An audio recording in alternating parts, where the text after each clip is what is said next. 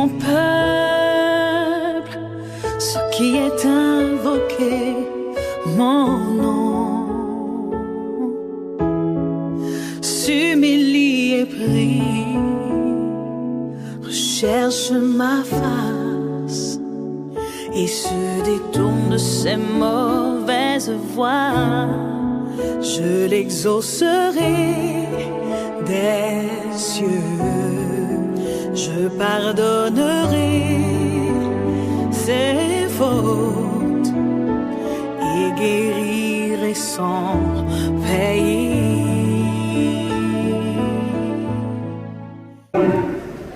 Dieu veut que tout le monde, tous les hommes soient sauvés. Non seulement les Gabonais, mais aussi ceux des autres pays. Quand le peuple d'Israël était en exil à Babylone, au temps du roi Nebuchadnezzar, Dieu avait parlé par la bouche du prophète Jérémie. Jérémie a envoyé une prophétie aux Juifs qui étaient en exil à Babylone. Et le message était le suivant: bâtissez des maisons à habiter, plantez des jardins et mangez-en les fruits. Dieu a parlé du développement de l'habitat. Vous devez avoir un habitat décent, vous devez avoir des cités, vous devez bâtir. Dieu est le Dieu du développement de l'habitat et Dieu veut au Gabon qu'il y ait des cités, qu'il y ait un habitat décent. Que les Gabonais, les Gabonaises, tous ceux qui vivent au Gabon soient logés dans des conditions décentes. Amen. Pourtant, j'avais prêché ça dans les télévisions. Et à l'époque, le ministre de l'Habitat, un jour m'a félicité, m'a dit révérend, vraiment merci pour vos messages. Dieu est le Dieu qui veut le développement de l'habitat. Et puis, Dieu a dit à Jérémie, dis à mon peuple de développer l'agriculture, planter des jardins, manger sans les fruits. Après, Dieu a dit, prenez des femmes pour mon fils, encouragez les mariages, donnez vos filles en mariage, prenez des femmes pour vos fils. Vous savez, en Israël, le mariage était un arrangement de deux familles. C'est-à-dire, mon fils, il est encore petit, mon fils a 12 ans par exemple, et mon épouse et moi, nous voulons que notre fils se marie dans la famille d'Anicet Manfoumi. On se dit, non, nous sommes collègues, nous sommes des pasteurs. Donc, le fils de papa juif et maman Rose devraient trouver une femme chez le couple Manfoumi. Alors, qu'est-ce qu'on fait? Mon fils a encore 12 ans. Votre fille a encore 10 ans. Donc, maman, c'est pas négocie, on prend votre fille, on va l'élever avec notre fils. Donc, en Israël, la future femme de votre fils était élevée déjà par sa belle-mère. Alors, comprenons pourquoi Marie, qu'est-ce que Marie faisait dans la maison de Joseph? Ils étaient simplement fixés. Mais dans la culture juive, on avait pris Marie, jeune fille, quand elle était jeune fille, elle est venue habiter chez les parents de Joseph. Voilà. Et comme ça, et quand l'ange visite Marie, son fiancé l'avait jamais connu. C'est-à-dire que les enfants restent là comme frères et et sœurs jusqu'au mariage. Et donc, quand l'ange rend visite à la jeune fille Marie, elle est encore vierge. Et ce tollé l'a fait en sorte que Joseph se dise, mais comment est-elle enceinte? Comment ma fiancée était enceinte? Et comme il était dans le bien, il a dit, bon, moi, j'enlève le corps, et comme on dit, je me retire. Mais l'âme du Seigneur est venu, ne refuse pas de prendre pour l'épouse Marie. Et ne sois pas choqués car l'enfant qu'elle porte dans son ventre a été conçu par le Saint-Esprit. Marie enfantera un fils et tu lui donneras le nom de Jésus, celui qui sauvera son peuple de ses péchés. Alors je vous parle de la captivité des Juifs à Babylone. Prenez des femmes pour vos fils. Aujourd'hui, les jeunes ne veulent plus que les parents encadrent leur projet de mariage. Les jeunes croient réussir. C'est pour ça qu'il y a tant de divorces. Oui, les jeunes. Ah, mais moi, c'est moi qui choisis ma femme, mais papa. Non, laissez-moi tranquille. C'est pour cela que vous allez échouer. Et ce que les jeunes doivent faire, c'est écouter leurs parents. Le mariage, c'est une entente entre deux familles. Et quand les choses ne vont plus, les deux familles règlent les bagarres. Revenez dans la vraie tradition. Hein? Vous voulez imiter ce que vous trouvez, voyez à Google et YouTube. Hein? C'est ça. Il faut faire attention. Je crois que nous, l'ancienne génération, nous avons vécu avec un grand respect, le respect des aînés. Aujourd'hui, tu vois un petit garçon qui te regarde hein, avec les yeux pointus. Et il est même prêt à t'insulter. Non, c'est une autre génération. Mais revenez sur terre et écoutez les conseils des aînés, écoutez les conseils de vos parents. Et Dieu prolongera les jours de votre vie. Il y a une bénédiction qui s'attache à la parole. Dieu dit, honore ton père et ta mère. Et les jours de ta vie seront prolongés sur la terre. Amen. Est-ce que les jeunes m'écoutent ce matin? Il y a une forte jeunesse dans la salle. Vraiment que Dieu vous bénisse. Gloire à Dieu.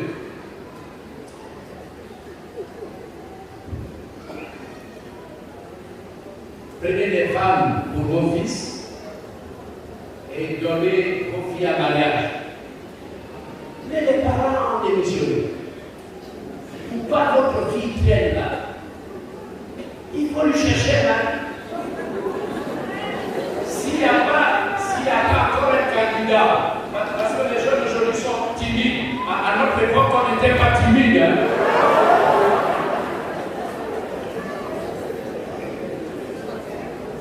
Moi, dans mes nombreuses missions, j'ai trouvé une femme à Douala au Cameroun. C'est celle-là, Mamabo.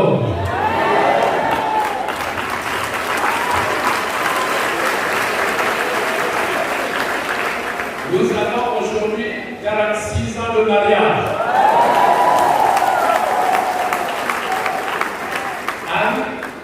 C'était là les vrais mariages. Pas les mariages de YouTube, de Google. C'est pas ces mariages-là. Non, les vrais mariages. Gloire à Dieu.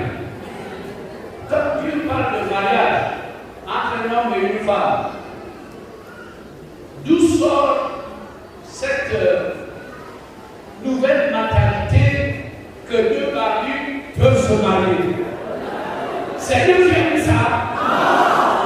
C'est tout ça, c'est à bannir, c'est à proscrire, c'est à annuler, c'est à supprimer.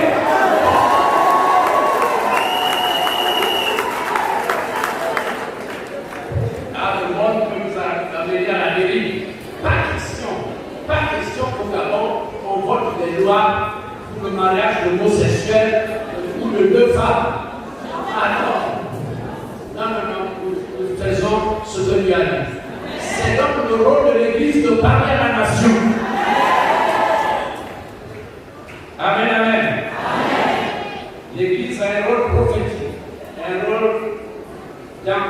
d'enseignement. Nous devons éclairer le pays. Alors ce matin, nous allons réfléchir sur le sens de la vie et notre destinée. Le sens de la vie est la plus pressante des questions que l'homme doit se poser.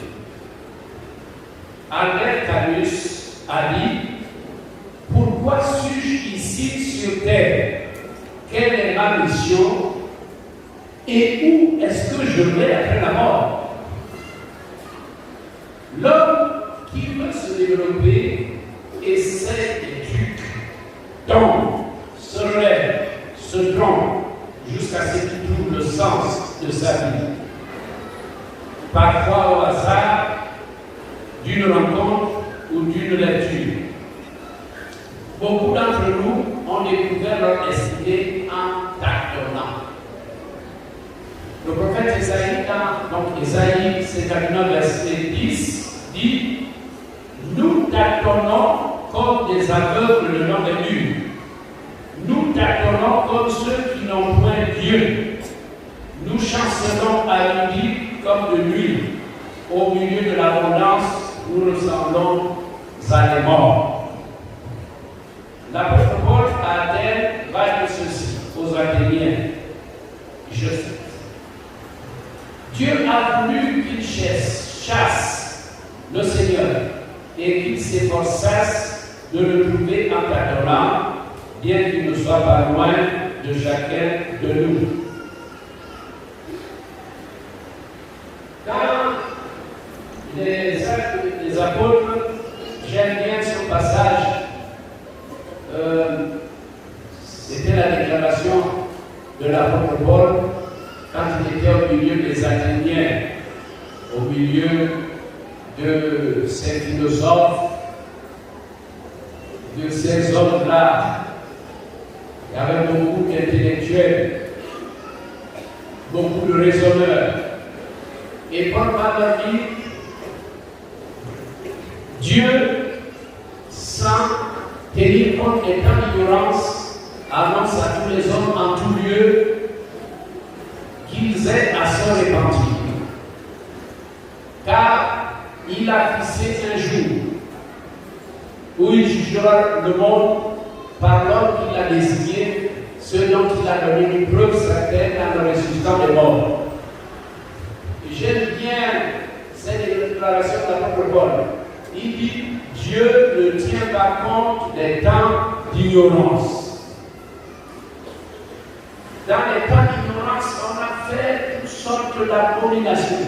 C'était les temps d'ignorance.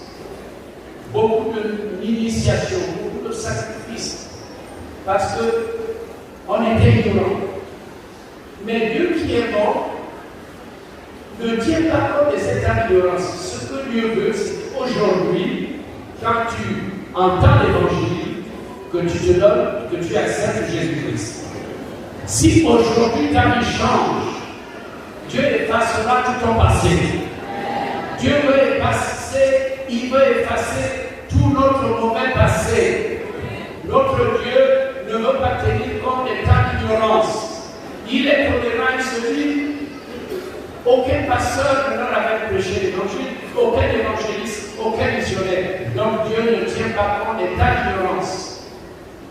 Mais maintenant, quand l'évangile est prêché, Dieu n'accepte plus que tu restes dans l'ignorance.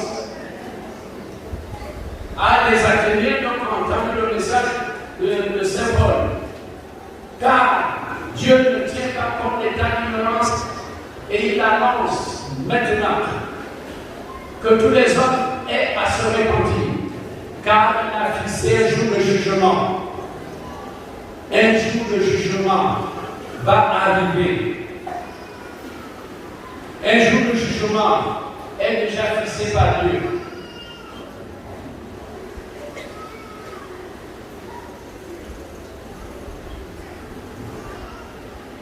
Excellence, distingués invités, mesdames et messieurs,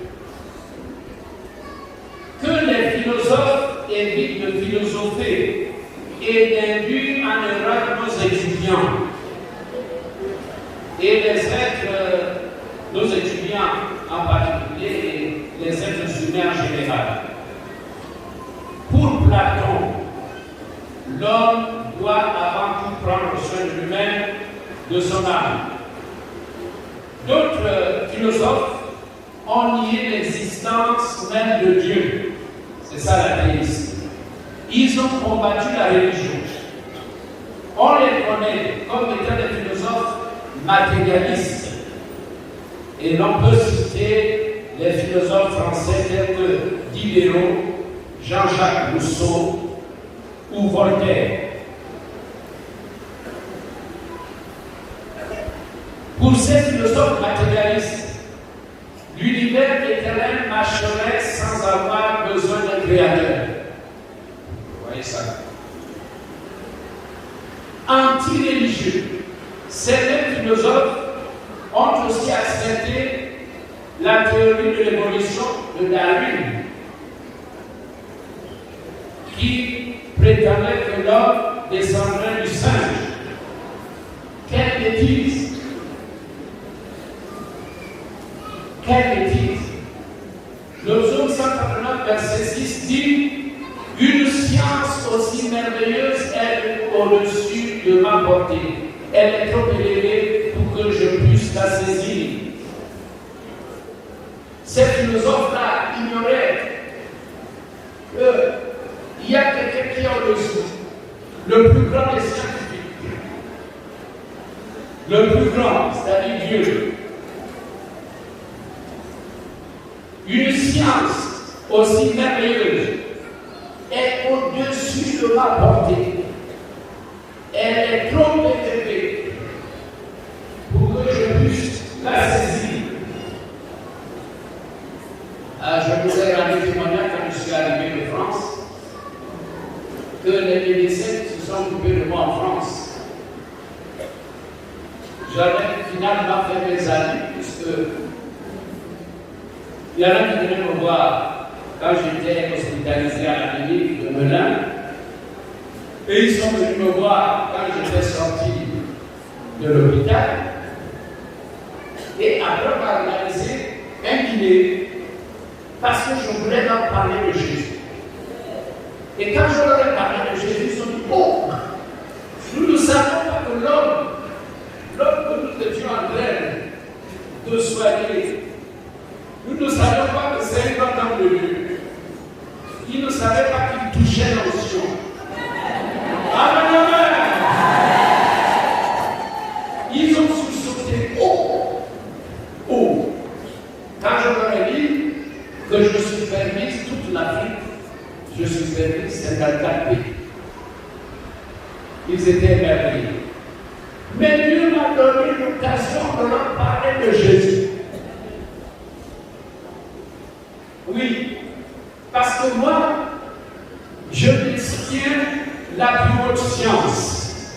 Tu as ta science, mais moi j'ai celle de Dieu. Amen, amen. Oh, gloire au Seigneur. Une science aussi merveilleuse est au-dessus de ma portée. Elle est trop élevée pour que je puisse la saisir. Le psaume 139, verset 14 dit: je te loue de ce que je suis une créature si merveilleuse. Tes œuvres sont admirables et mon âme le reconnaît bien. Amen. L'homme a été créé à l'image de Dieu et selon la ressemblance de Dieu. Nous sommes des créatures merveilleuses. Rien à voir avec les insectes et les singes. Sinon, nous serions des noms de queue. Si vraiment nous descendions du singe, si nous descendions du singe comme a prétendu Darwin, nous serions des noms de queue. Mais Dieu merci, nous sommes les plus belles créatures de Dieu sur terre. Alléluia. Il a fait des beaux hommes et des belles femmes. Et quand on voit la beauté féminine, Dieu a perfectionné sa créature féminine. Car Adam a ouvert les yeux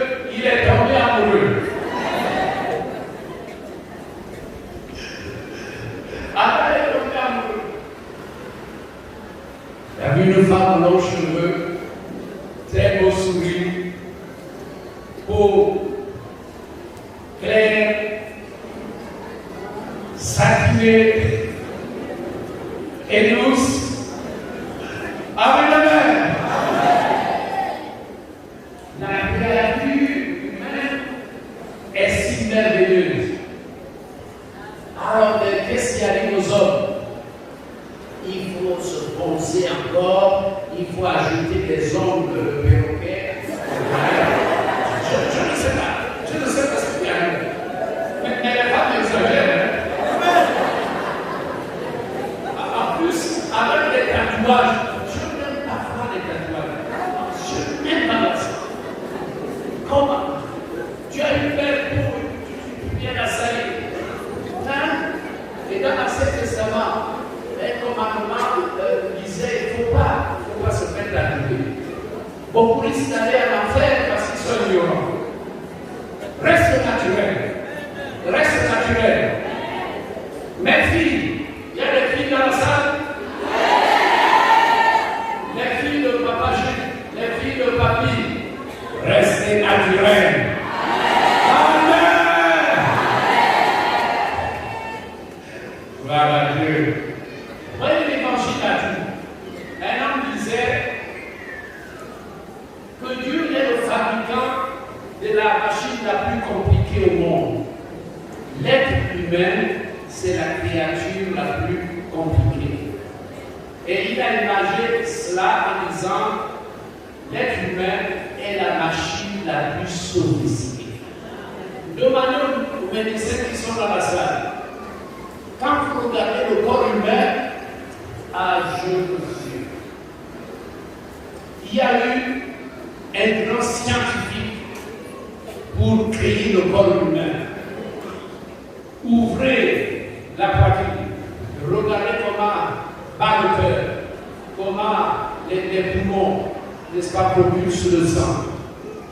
C'est une œuvre extraordinaire.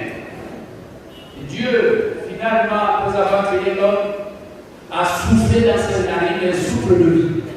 Quand ce souffle se retire, on est mort. Pourquoi ne craignons pas Dieu? Dès que Dieu retire son souffle, c'est qu'on est mort.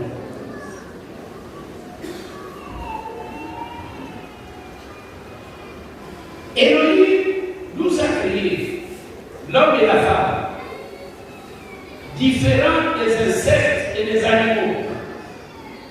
Moi, parfois, quand je dis Seigneur,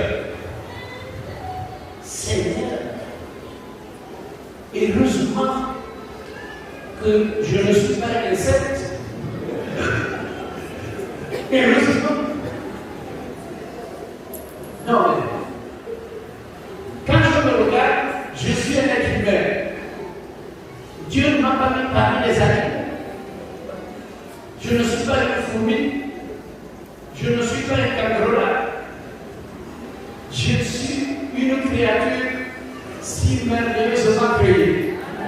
Que Dieu soit loué. Amen, amen, amen. Que Dieu soit loué. Dans le chapitre 2, verset 7, il est écrit: L'Éternel Dieu forma l'homme de la poussière de la terre. Il souffla dans ses narines un souffle de vie, et l'homme devint un être vivant. Dieu créa l'homme et la femme. Dieu les bénit en disant: Soyez féconds, multipliez et remplissez la terre et la sujettissez et dominez sur tout ce qui existe. Dieu vit tout ce qu'il avait fait et voici, cela était très bon. Ainsi, il eut un soir et il eut un matin, ce fut le 6e jour. Dans la Bible, il dit que 1000 ans, c'est comme un jour. Selon le calendrier divin, 1000 ans, c'est comme un jour. Donc, quand la Bible parle d'un jour, premier jour, deuxième jour, et l'homme a été créé au 6e jour. L'homme a été créé au 6e jour, c'est-à-dire après 6 millénaires. Moïse, quand il écrit le Pentateuque, donc dans le Pentateuque, il y a la Genèse, il parle du commencement. Jean parle aussi du commencement. Premier jour, deuxième jour. Mais un jour chez Dieu, 1000 ans, Dieu va mis la porte un jour. Et donc finalement, l'homme est créé au 6e millénaire, 6000 ans plus tard. Donc les archéologistes, dans leur recherche, trouvent un peu ces paramètres. Dieu a pris son temps. Gloire à Dieu. Le créateur de l'univers, c'est Dieu lui-même. Gloire à Dieu. Gloire à Dieu. Distingués invités, Excellence, Madame la Première Dame, voyez-vous, l'offre de développement personnel, philosophique, peut comporter des pièges et pourrait diffuser à terme dans l'esprit des uns et des autres un sentiment anti-religieux, voire mathéiste, comme nous le constatons aujourd'hui dans le monde. L'idée de l'existence d'un Dieu créateur a été évacuée de la sphère laïque au public par un nombre de personnes. Gloire à Dieu, car le CTRI et le président de la transition, président de la République, chef de l'État, prie parce qu'il croit qu'il y a un créateur. Alléluia. Alléluia. Le CTRI, quand il prend les choses à main, le CTRI prie. Le nouveau président de la République prie. Les militaires prient. Voilà le pouvoir qui vient de Dieu. Tout pouvoir vient de Dieu et c'est ça, le vrai pouvoir qui vient de Dieu. Alléluia.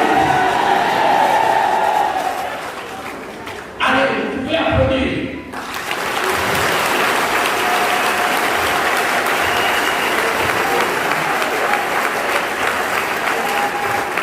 C'est cela, mes frères et sœurs, le vrai pouvoir qui vient de Dieu. Tout pouvoir vient de Dieu, mais finalement il y a des pouvoirs qui ne sont pas venus de Dieu, mais qui sont venus du diable. Il y a des pouvoirs qui sont venus du diable. Même le CTRI est venu de Dieu. Et c'est pour ça que nous devons prier et soutenir le CTRI pendant toute la durée de la transition et la restauration. Gloire à Dieu. C'est la mission de l'Église. Et les assemblées de Dieu vont prier. Les assemblées de Dieu du Gabon vont prier pour que Dieu conduise toute la période de la transition et leur dirigeant. Oh, gloire à Dieu. Excellence, Madame la Première Dame, Maman Lili Ngomazita, vous êtes la maman de plusieurs filles du Gabon, vous êtes la Première Dame, gloire à Dieu. Vous êtes une aide précieuse que le Dieu Tout-Puissant a placée à côté de votre époux.